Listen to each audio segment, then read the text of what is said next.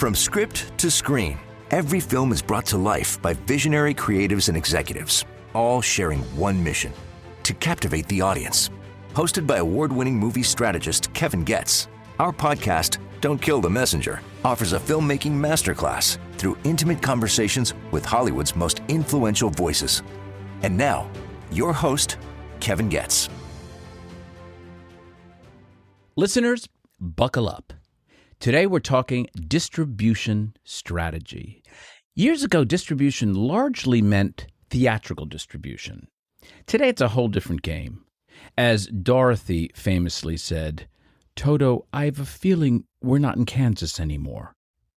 We've gone from a relatively straightforward black and white business to a multidimensional one in Technicolor, where a film's path to an audience may include theaters, streaming, premium video on demand, social media, creator platforms, fan networks, direct audience engagement, and countless combinations of the above. My guests today represent two of the most influential approaches to navigating that landscape. Jim Orr is president of domestic theatrical distribution at Universal Pictures, overseeing the release of some of the biggest films in the world. Brandon Purdie is executive vice president and head of theatrical distribution at Angel Studios, where he has helped pioneer a community-driven model for reaching audiences. Together, they sit at the center of one of the most important questions facing Hollywood today: how do films find the right audience and maximize profit? In an entertainment landscape that has never been more complicated and has never been more competitive, and that is an understatement. Jim, Brandon, welcome to my show. Hey, Kevin. Thank you. I'm so glad to have you, Jim. I've got to start with you because you're the older one. By a mile. Age before beauty. No. Jim, I was struck by a line in your bio when I was doing research on this that said, unlike many executives who have spent their careers at a single company, Jim has seen distribution from the perspectives of a major studio, specialty label, independent distributor, and exhibition-facing sales organization. That is an interesting perspective. Yeah, I think that means I can't keep a job. I think that's what that translates into. And he's also got a great sense of humor. And it's a wry one, if you haven't noticed, listeners. Yeah, I started at Paramount Pictures at the end of '87 here in Sherman Oaks. Was there for 7 or 8 months, and Paramount sent me to Boston. I was a sales rep in Boston, and then down to New York, where I was a sales manager, branch manager, division manager. And then I came back out here to the studio. I was on Wayne Llewellyn's senior staff. Oh, Wayne Llewellyn. Wayne, yeah. When I think of Wayne Llewellyn, I think of a cigarette in his mouth and probably a drink in his hand. Yeah. He was known for both. Some refer to him as the Marlboro Man. He was such a, I don't know, how do you say this? All of you guys were of different kind of ilk in our business. Always my favorites. Maybe it's because I'm from New York and there was a real East Coast salesman approach to distribution when I entered the business. Yeah. It's gotten a lot more corporate now. Yeah, a lot more corporate. Absolutely. But am I right? I'm talking about Barry London. Barry London, Jeff Blake. Barry Reardon. Danny. Bruce Snyder, Danny Feldman, Chuck Vian. Yeah. Legends. The greatest, absolutely, right? Absolute legends. Tom Sherrick. Tom Sherrick, yeah, absolutely. Yeah. I mean, and our good friend Eric Lomas. Yeah. May he rest in peace. Yeah. But I have to tell you, they all lived kind of hard. Tom didn't live that hard. He was pretty laid back. Whether they were living hard or not, they were all larger than life. No doubt about that. Why do you think that is? I think that was their personalities. And I think that kind of a personality, especially back in the day in theatrical distribution, had a tendency, that was the cream that rose to the top. Well, that's what I'm saying. It's the sales approach. It's the sales mentality. They were very good at developing phenomenal relationships with exhibition and also being very, very tough at exactly the same time. I want to mention another word, Jim, and you're going to agree. Loyalty. Oh, very much so. That was Wayne's mantra. I must have heard him say a million times, we are a relationship company. And that didn't mean we were easy to get along with. That just meant we gave and got from those that we had relationships with, and in order to further our goals and to get the very most out of every single film that we could. But yeah, very much so. And it's sort of like you burn me at your own peril. Like, 100%. Like if you commit, I'm talking, say, a distributor talking to an exhibitor. If an exhibitor's talking to a distributor, they may say, you're going to take my movie, right? Yes. And if they renege, forget about it. Wayne had a great saying that we all lived by, which was when talking about the relationship with exhibition can get a little cantankerous, to say the least. And he had a great saying to exhibition, if it got to a level that it probably shouldn't, he said, I tell you what, you make the rules and I'll play by them. That gave me chills because you realize you could be effed because the rules change weekly. He would use it against you, no doubt about it. Brandon, you've had a lifelong career in film. What I love is you started at age 14, which I want to unpack in 2 seconds. And now, of course, you're a distinguished leader with a 24-year career in theatrical distribution. And Angel Studios is a model, as I've made it no secret, I'm completely in awe of, and what you've created. Being an audience advocate and the fact that Angel, of course, relies on its audience for most of its key decisions. First of all, welcome. Thank you. And tell me about your story. How do you begin at 14 in our business? I came up through movie theaters, but before that, my dad's an actor on stage, so I grew up on the stage. What was his name? Dennis Purdie. We always like to call out the rents, but hold on, tell me, where were you from? I grew up in Utah, a small town called Pleasant Grove, Utah. There was a steel plant in the town, and my dad was a millman. I was in Kanab last night. Okay. So I was in Utah yesterday at the Best Friends Animal Society, where they have one of the largest no-kill shelters. And wow, it was a long drive to St. George. You worked in the local movie theater? Yeah, I grew up and started working at a local movie theater and then worked at a Carmike and just kind of worked around in cinemas and then went into management at a small regional theater chain, which kind of a legend in his own right, Tony and Rudman on West States Theaters. I worked for them and then I worked up until regional manager and did that and then finished school, got married, had kids. And in my mind, I thought I want to be able to have more time with the family and be home more. I should go into distribution. Brandon, what did you go to school for?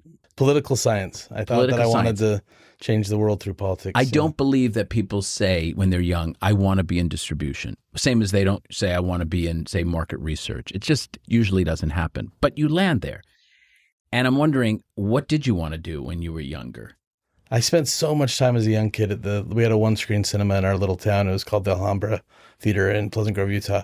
And I spent a ton of time there. And they had this little bin with old movie posters that they had kind of taken down. And I would go in like almost every day to ride my bike down, and the guy would let me take my choice of posters. What was one of your favorite movies as a youngster? Influential movies? I think I saw like Goonies like 10 times in theaters. Oh, that's a great answer. And what about you, Jim? Give me a movie that had a material effect on you as a youngster. I don't know the one did. I don't have a Star Wars moment like you some don't. of the. No. I think we were in college and liquored up and saw Raiders of the Lost Ark. And when he shoots the guy with the, like that, we all thought that was great. But no, I don't have a lot of people in our industry have a Star Wars moment, right? They saw Star Wars or something like it and they knew what they needed to do. It's funny you say that. I don't think I had that aha moment either, but I do remember my first movie was, I think, Thoroughly Modern Millie.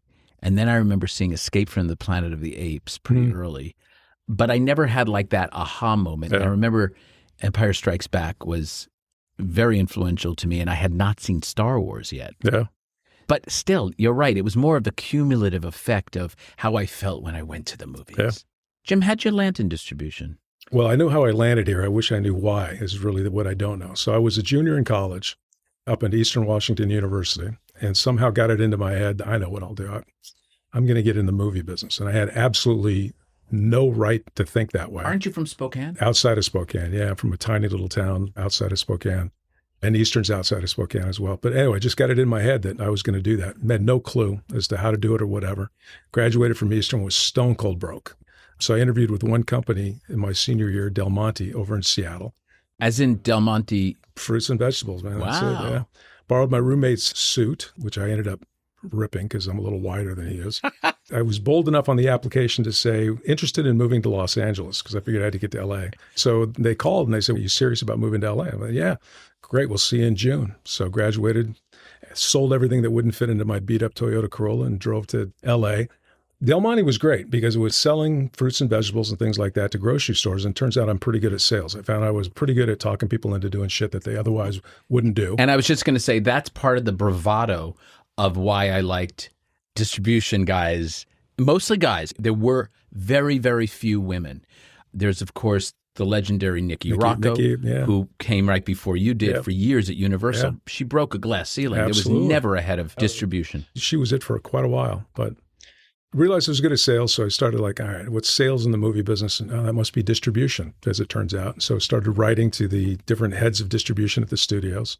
By that time, I'd migrated into financial services and things like that. Thought I was getting too old and making too much money. Who answered you? I made one more round of calls, and literally, no joke, the last call I made was to Paramount. And a guy named Terry Kierzek said, yeah, I got your resume right here. I was going to call you, so come on in. So I went in and talked to him, and he offered me a job on the spot, literally making less than half of what I was making. At Del Monte? No, I was in computers and kind of financial services at that point.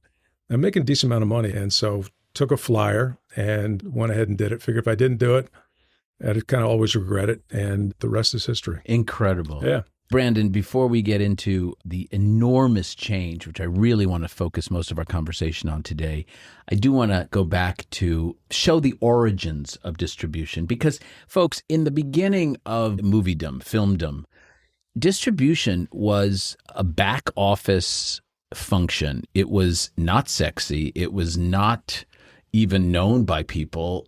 I don't even think they called it distribution. I think it was just logistics or operations, all in the worst offices on the studio lots, but obviously very important.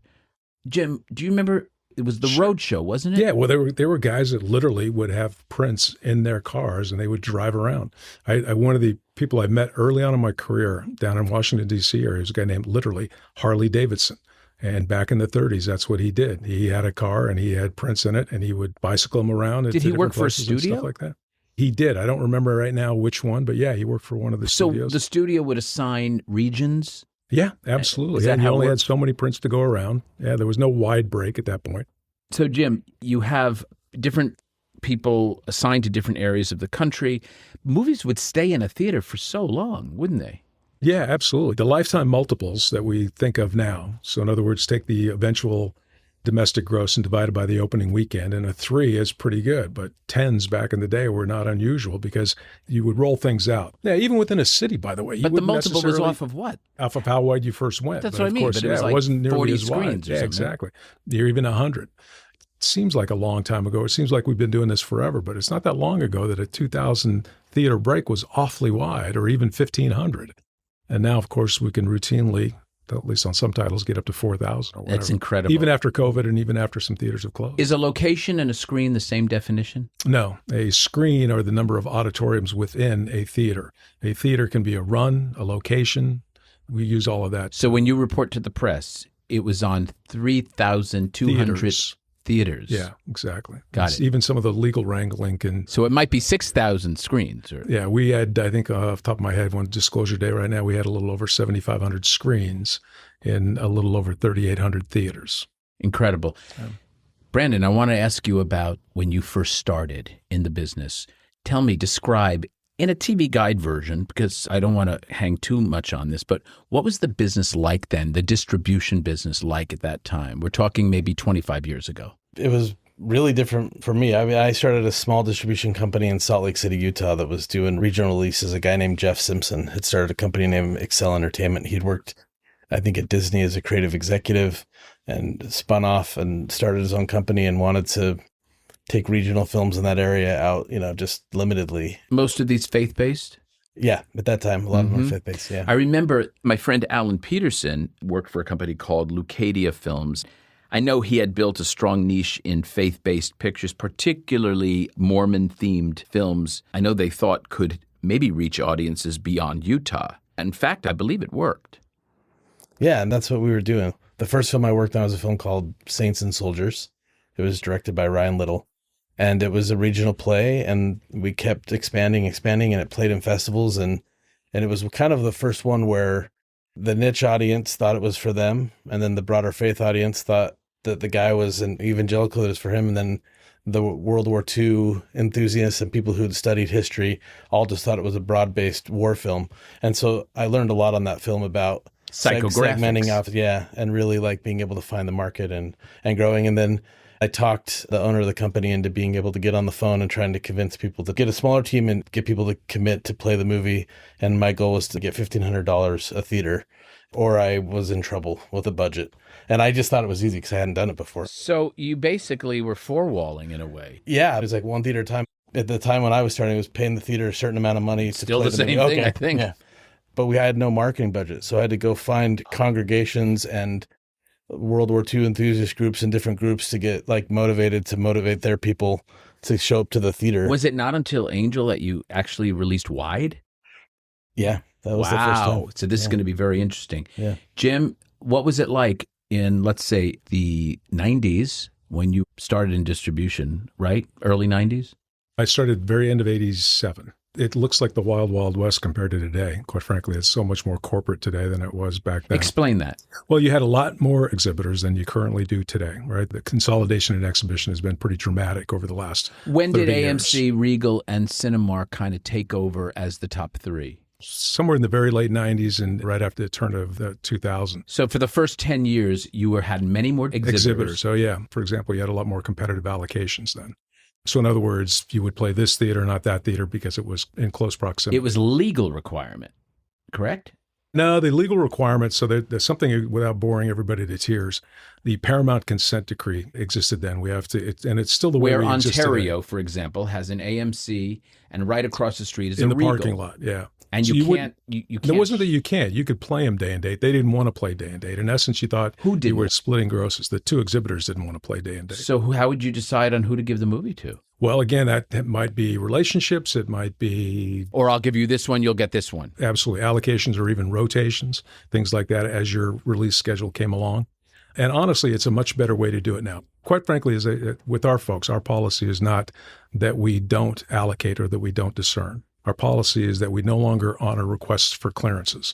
So if AMC's got a theater here and there's a theater across the street that they don't want to play with, we quite frankly don't care. On a lot of things, we may think, no, there's enough gross and there's enough want to see that we'll play them both. On other things, not so much. We only want one of those because, quite frankly, we don't want to split the gross. There's only so much audience to go around. You know, at Ventura and Laurel Canyon, there are two CVS's across the street from each other. I never understood that. Like, who the hell But there's just enough foot traffic to I make guess them both that's exist. the case. Yeah. Or So- the way you drive may dictate the CVS you want to Yeah, go to, because that's absolutely. on my way home, and then I don't have to cross traffic, Yeah. et cetera, et cetera. I just found it fascinating. Starbucks had the same thing. I don't know if they still do, but it was like there has to be some logic in that. You can find a Lowe's and a Home Depot sharing a parking lot in some places as well, too. And you can see movie theaters doing that. And that's fine, but that doesn't necessarily mean every single movie needs both runs in a given area. The most significant change, I think, which we're going to get into after the break, is around windowing. So what I was trying to get to early on, and even when you were doing, Brandon, like more limited releases, are the fact that you'd have to keep the movie in the theaters for a certain number of days. What was that number? Every movie has to earn its keep when it goes into a theater. Generally speaking, though, when we put something in a theater, even certainly back when we were buying prints and even today when we're not, we expect them to hold it clean for the first 2 weeks. And then after that, it's a series of arm wrestling contests over every Monday as to whether we're going to stay in or not. And that's determined on the level of gross. I mean, going in knowing that you had a pay window and that's what I'm talking about.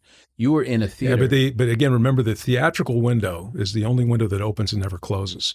So quite frankly, as a theatrical distributor, I don't care what other windows are coming along, what other ancillary markets are coming along. If my film is grossing and my film deserves to stay in theaters, it's going to stay in theaters regardless. You mean back in 1990, there was not 100 and some odd day or 90-something day or 70-something day window that had to stay in the theaters? Or no, it's not a matter of having to stay in the Got theaters. What it is the theatrical release date, and then you'd be X number of days to home entertainment. So an X number So of it days. wasn't about the theatrical. No, it it's was about the performance, ancillary. Because Yeah. you wouldn't want to pull it if it was still doing well. We wouldn't pull it anyway. Yeah, no, we wouldn't pull it anyway. What you might do is push, especially back then, you would push back some of the windows. You'd push back the home entertainment window, the DVD window, the VHS window before that, and things like that. Brandon, were you conscious of windows back 25 years ago? Yeah. How so?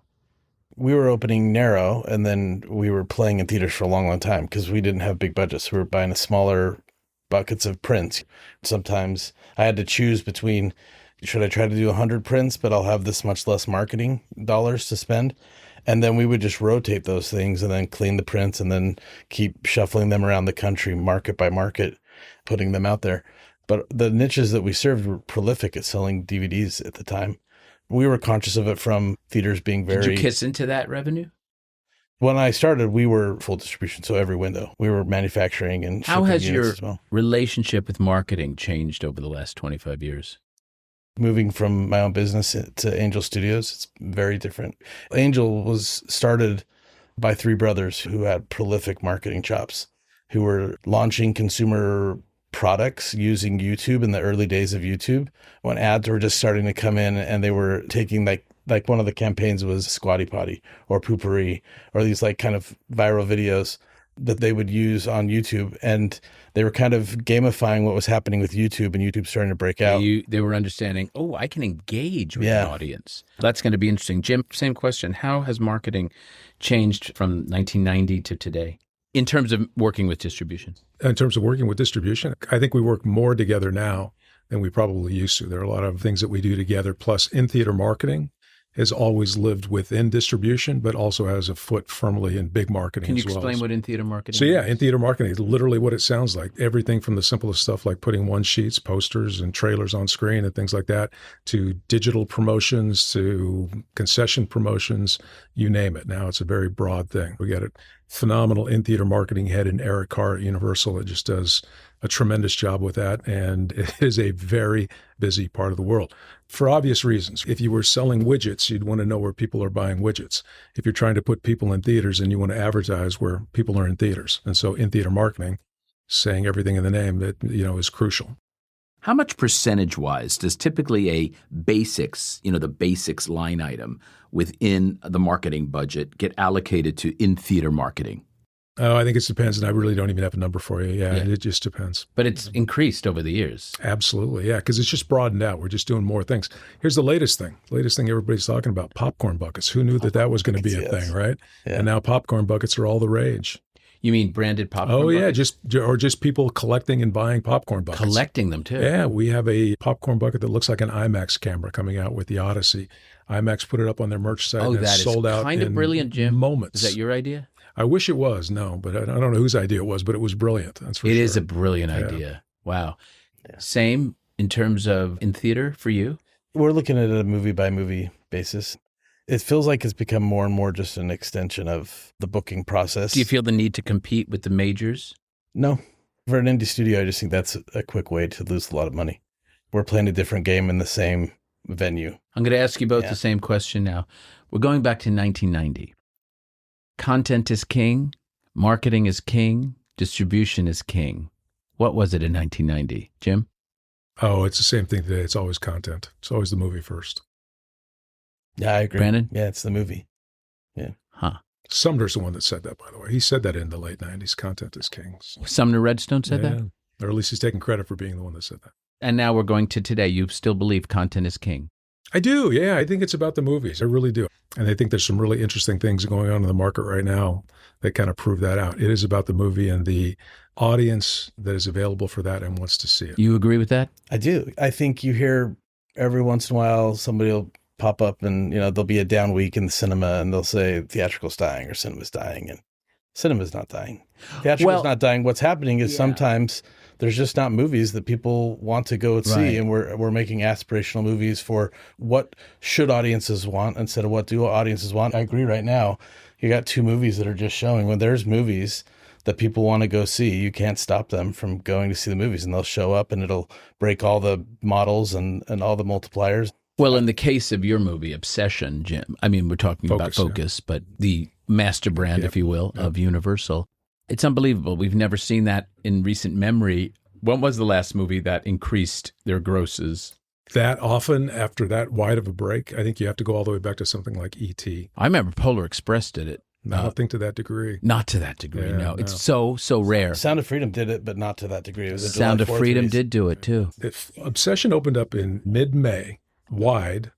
They had a great opening weekend, and by the time it's done with its theatrical run, the lifetime mult on that thing is going to be over a 13, which is just insane, absolutely insane. So Matt Bellany, who I was on a show last week, asked me, how I thought it tested. And I said, Matt, I can't talk about individual movies, but what do you think? It had to have a great word of mouth because of that. But by the same token, Backrooms is not the same model, and it has fallen off quite a bit after its first. So it's not as embraced as a movie like Obsession is. Would that be a fair It's just statement? the truth, yeah. Yeah, I'm just saying it didn't grow. It dropped 70+%. Opened extraordinarily well. Extraordinarily well. We had a white-hot affinity group out there for it. I didn't have the legs of Obsession. Obsession, as our marketing friends would say, has got into the zeitgeist, and it's just staying there. It's not leaving. What I talk about often, and Jim sees me a lot at test screenings, I mean, we've been through literally hundreds together over our careers, is the word of mouth, the definite recommend score. Always the most important score because it has a direct correlation to the multiple, the opening weekend multiple. And that's the legs. So we're not trying to torture anyone. We're trying to get that up as high as we can so that you have the chances for greater success. And sometimes you have to be relentless. I want to just double back and say I'm one of those people who certainly doesn't say theatrical is dead, but I also say theatrical is not coming back to where it was for various reasons. And I don't think that's a bad thing. It just is a fact. And the fact is that more people will probably go to the movies, but will see far fewer films. So I think going back to what you both said about content, it really is incumbent upon the studios, the independents, to make things that people want to leave their homes to see. That, to me, is important. And it's incumbent upon marketing to reach them and distribution to offer the different formats for them to see it. I would throw in exhibition as well. We had this conversation not too long ago. Peter Kramer can produce and find the greatest movie ever. And our production folks can just do the best job that you can, greatest filmmaker and can make the just spectacular movie. Michael Moses and his team can market it like something has never been marketed before. We can put it in every theater. And if folks go into theaters and the screen's wonky and the sound doesn't work and the seats are broken and things like that, there are certain audience demos. You may not get them back in theaters in their lifetime. Is there an exhibitor who's doing an especially good job of evolving with the times? Certainly, like anything else in life, there are some that do a phenomenal job and some that I'm sure could probably look to improve. It would be hard to pick one out. We love all of our friends in exhibition and enjoy the partnership that we have with all of them. When we come back, we are going to talk about what I'm really anxious to talk about, where things are today in distribution and how audiences have sort of been at the forefront of those decision makings since audiences are now in the driver's seat. We'll be back in a moment.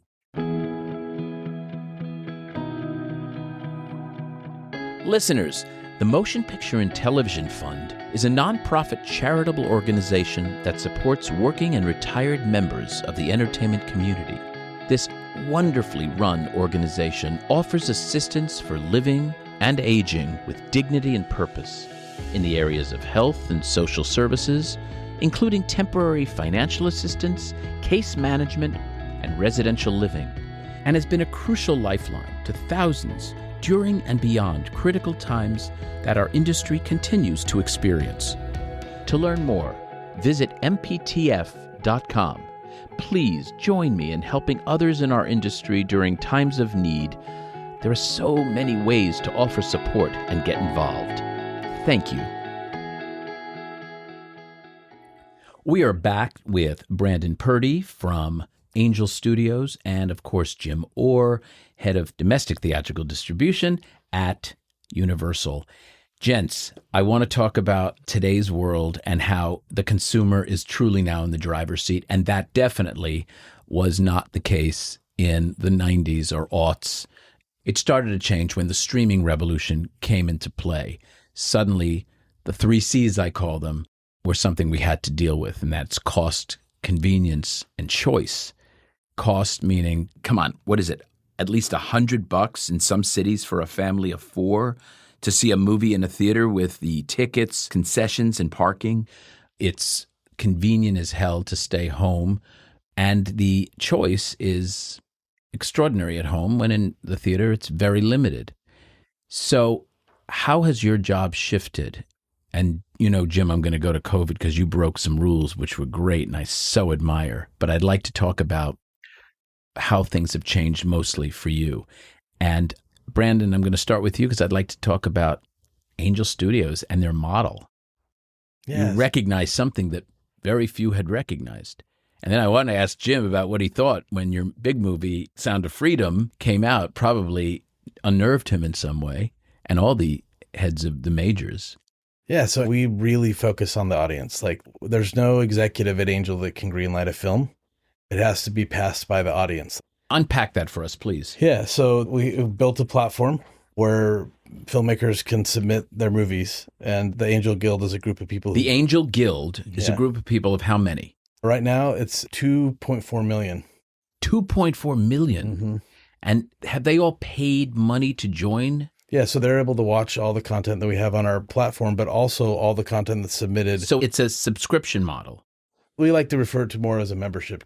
When you're a member of Angel and you can stream the films that we have on our platform, you also get 2 free tickets to every one of the movies that we put out in theaters.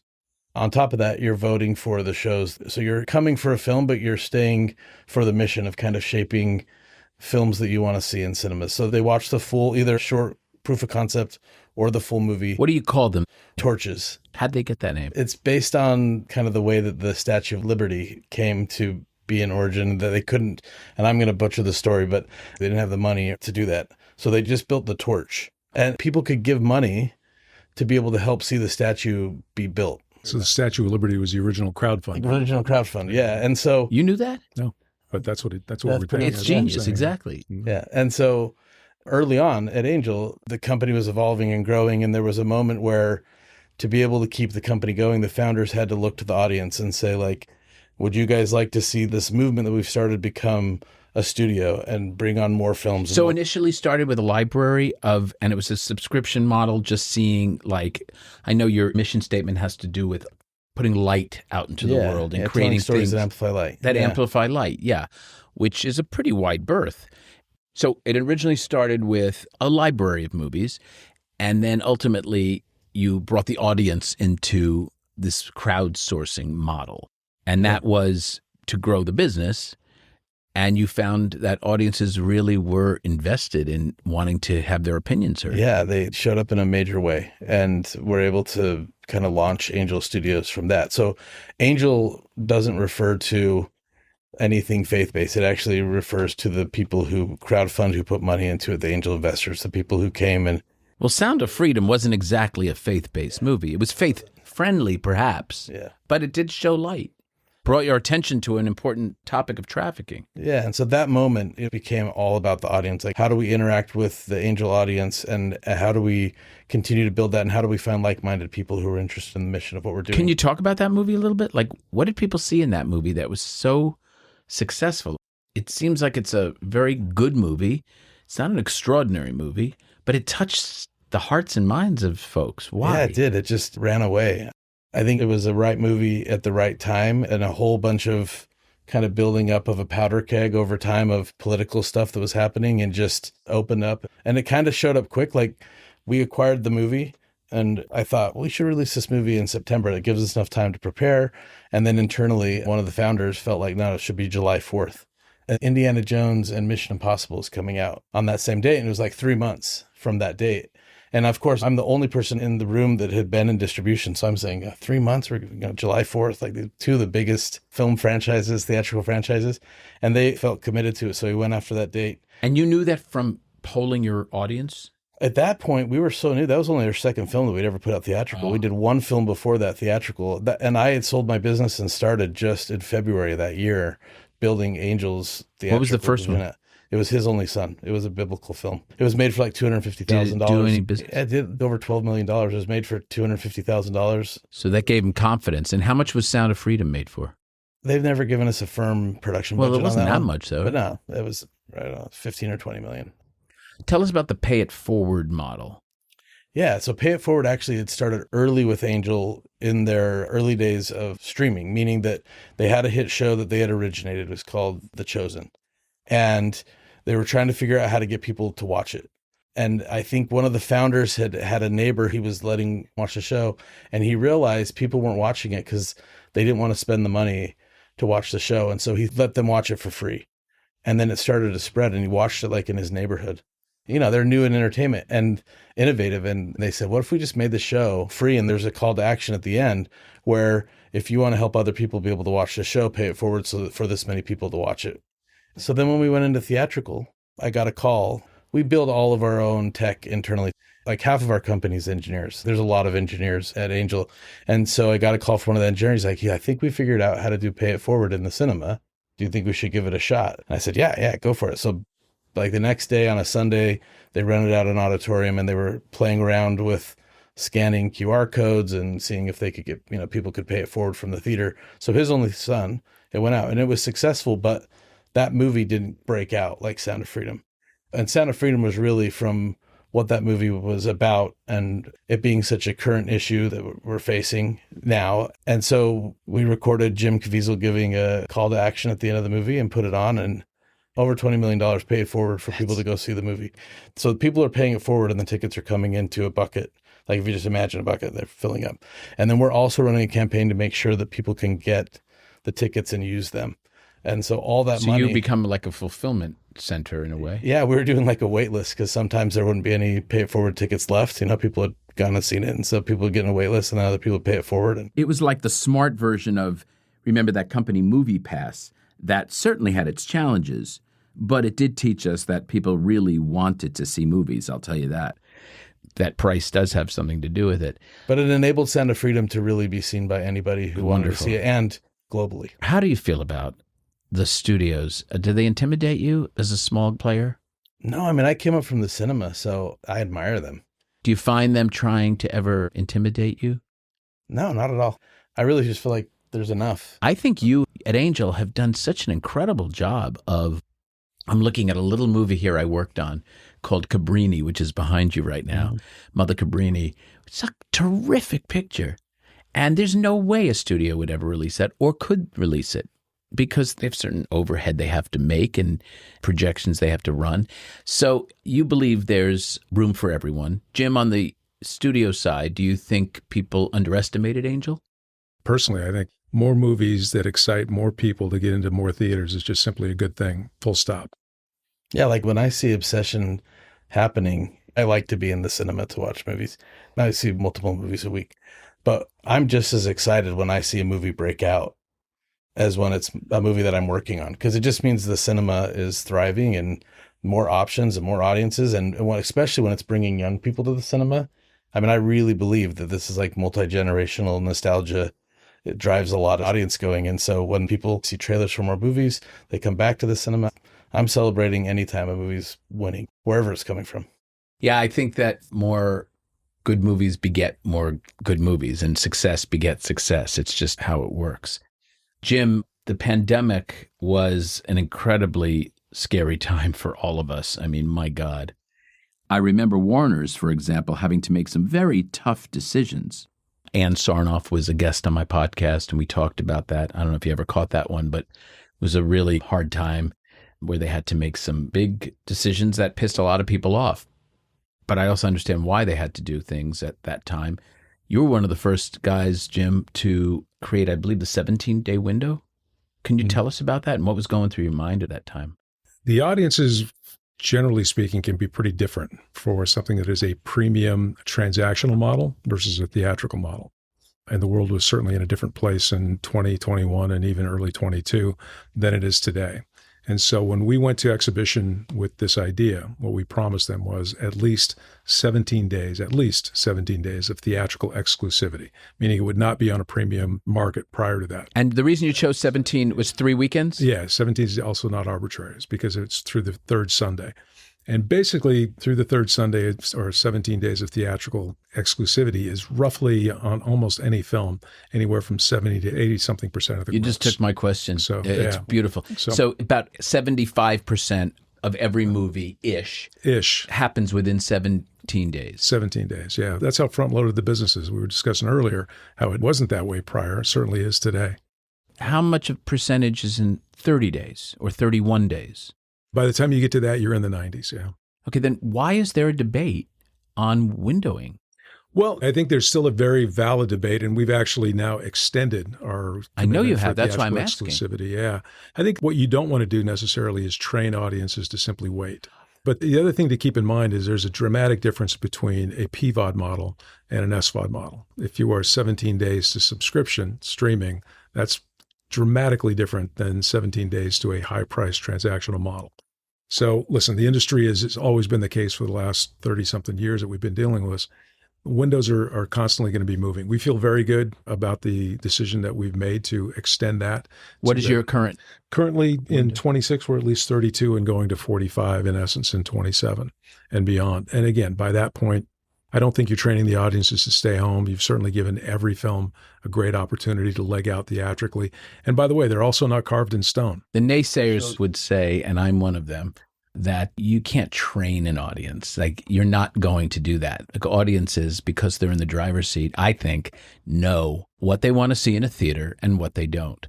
Jim, you'll remember this. I remember X-Men, this was pre-COVID, was pirated, and it got out online. Do you remember that? I do. And it was scarier than shit. Like, we were all panicked because it got out and they thought it was going to really cut into the box office. And of course it didn't. I mean, we'll never know if it did, but it, for all intents and purposes, it was a huge opening and it didn't seem like it had affected it a whit. And so I think people did not want to see that movie that they were anticipating with shitty sound and shitty color and so forth. They wanted to see it in a theater. And I think that's where I believe in the audience, I think differently than a lot of people in the industry. I just don't buy that we're going to condition people to do that. If people want to see Backrooms, they're going opening weekend. And they're not going to wait to see it online, I don't believe. No, first of all, it's a completely different product, right? The thing that we're talking about, the movie itself, is engineered from the ground up to be seen on a 40-foot screen with the amazing Atmos surround and everything else like that you got going on. Let's call it the best possible conditions. Best possible, yeah. Then it's a true experience, right? And that's how you want to experience these movies. That's how you really want to consume them. There are some folks that don't go into theaters at all. It's just not what they do, and that's perfectly fine. Our job as distributor and marketers and producers is to make a phenomenal movie that excites them and market it and get it in front of them and drag them into the theaters and have them have a wonderful time, and so they come back and see something else. People often ask me who my favorite studio is, and just like your friends, I don't answer that question because I have so many friends and there's so many great studios at different times. It's cyclical, but I have to say Universal just has a terrific process led by, of course, Donna Langley and Peter Kramer and Michael Moses and you, Jim. And there's others that are just terrific at what you all do. But you also seem to take a bit more risk than some others, which I appreciate. And that means something. Thank you. Yeah, I appreciate that. That was very kind. I certainly hope so. I hope we do. Donna has absolutely created a culture that I think encourages risk-taking, encourages people to speak up and to be bold and things like that. But I want to just jump in on Wicked, for example. I mean, Wicked was a huge risk. Yeah, People absolutely. don't understand that. That was not just, because now it's successful. Well, first of all, it was big to begin with, just as Wicked, whether it was going to be one movie and, whatever. And so everybody held hands on that. And then we all held hands again when it was decided to make it 2 movies.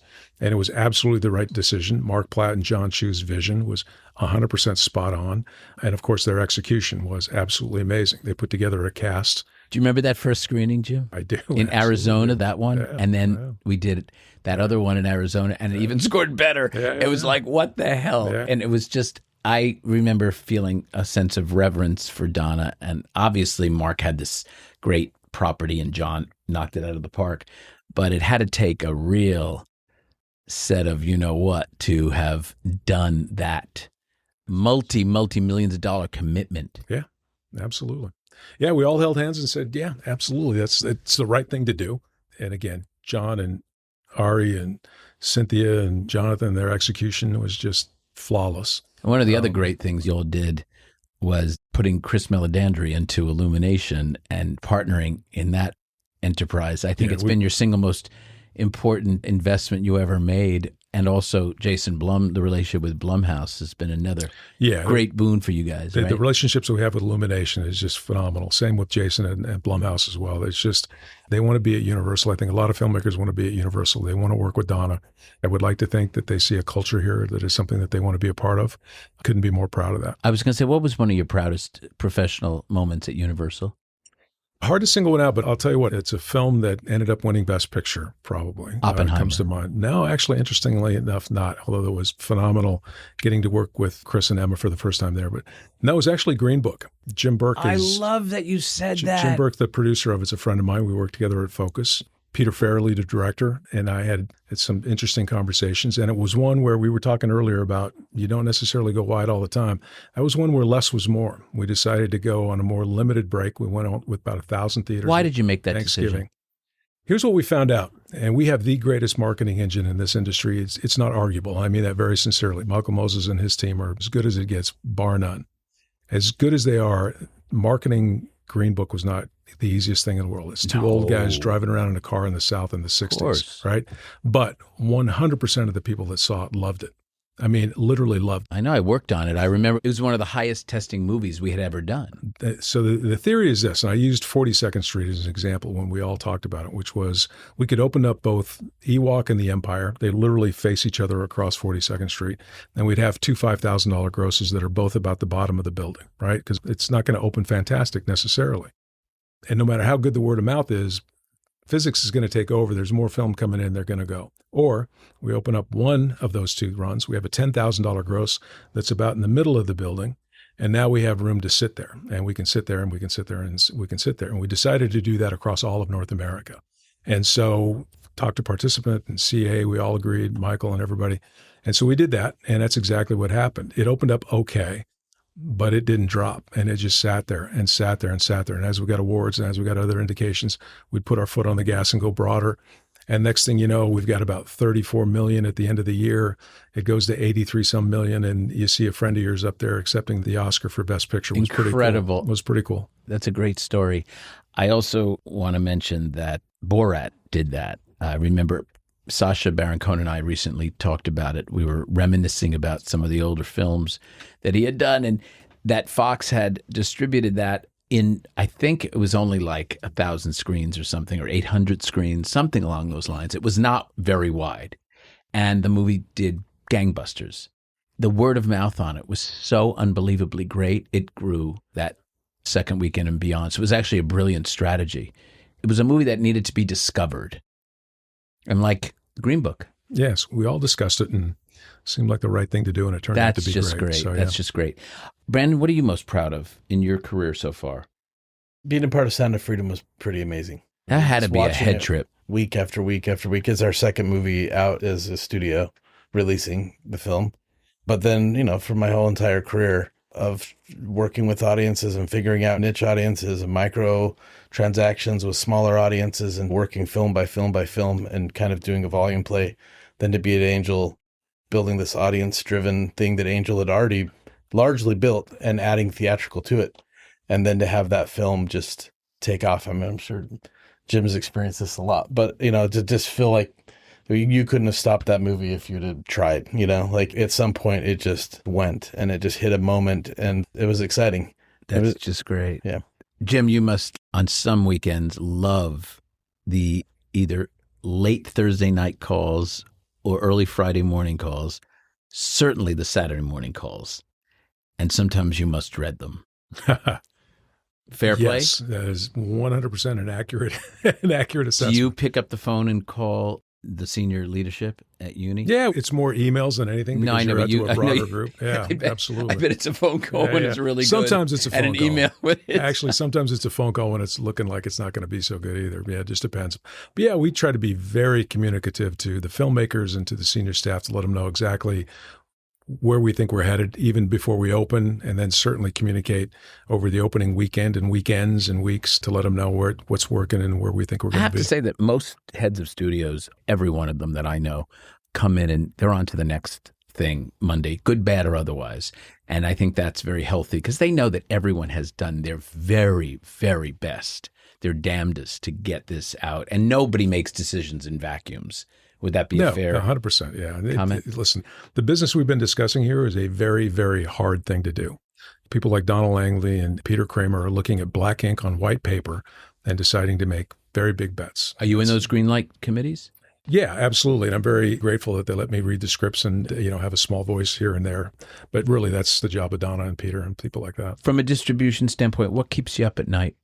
what keeps me up at night? I'm not sure there's too much that keeps me up at night. We just want to simply win all the time.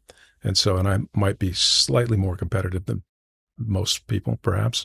So we just want to do the very best with every single one of our films. We want to just make sure we have just exploited it in every way possible and made the filmmakers feel like they're really getting the very best service that they possibly can get. What happens in 5 years from now with Angel and the business? We keep growing. We keep fighting. What does keep growing mean?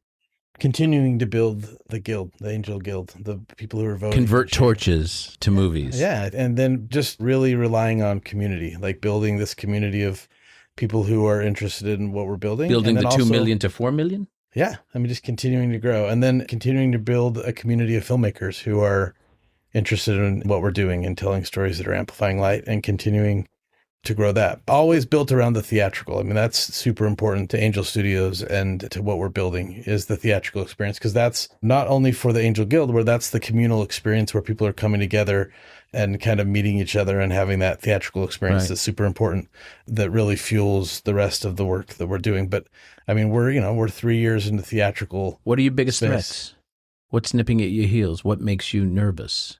I mean, I think we're mostly focused on opportunity and success, just looking forward and building. But I mean, I think always human apathy is the biggest threat to everything in theatrical.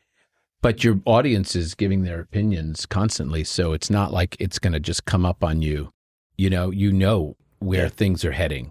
And we're a data-driven company. Angel started as a tech company and as a data company. So, I mean, we're looking at stuff all the time. Like I came in the day after Sound of Freedom opened. It opened on a Monday. So I came in the following Monday. You opened a movie on a Monday? Like the early showings. July 4th was on a got Tuesday, it, because of July 4th. Week, yeah. Got it.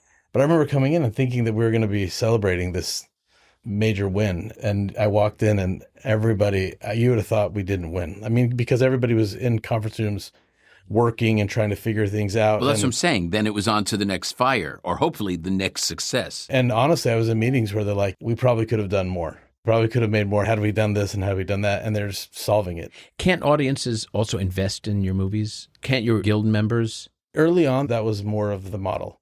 Now, not so much. Now it's more voting and deciding kind of what is the You'll film, actually not make a movie because the audience is not digging it. Well, I mean, we've had movies, and I wouldn't say names because we want to be fair to filmmakers.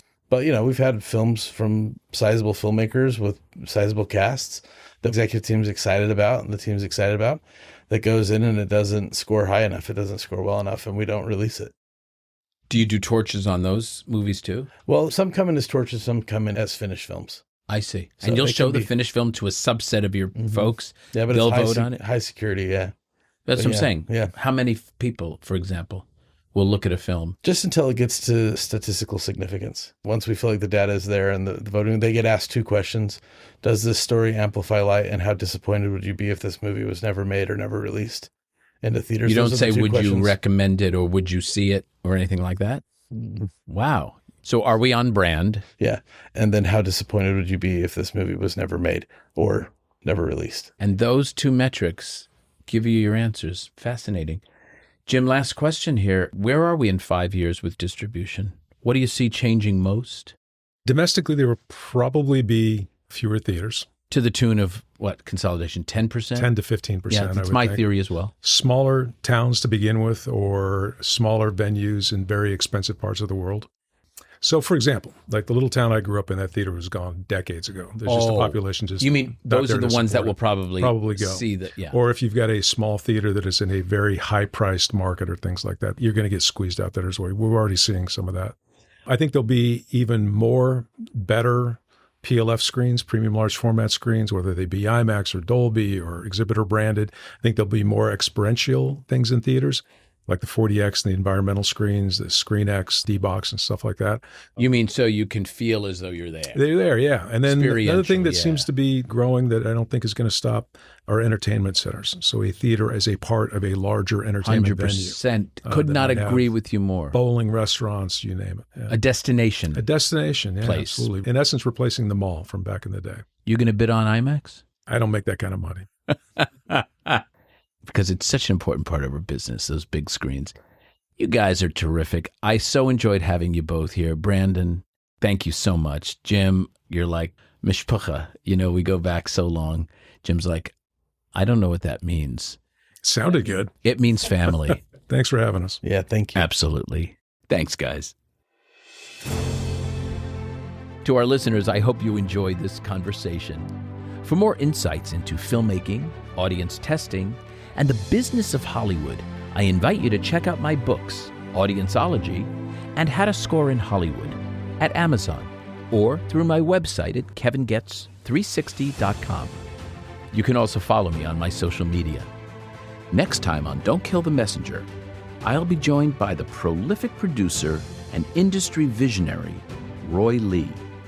Until then, I'm Kevin Goetz, and to you, our listeners, I appreciate you being part of the movie-making process. Your opinions matter.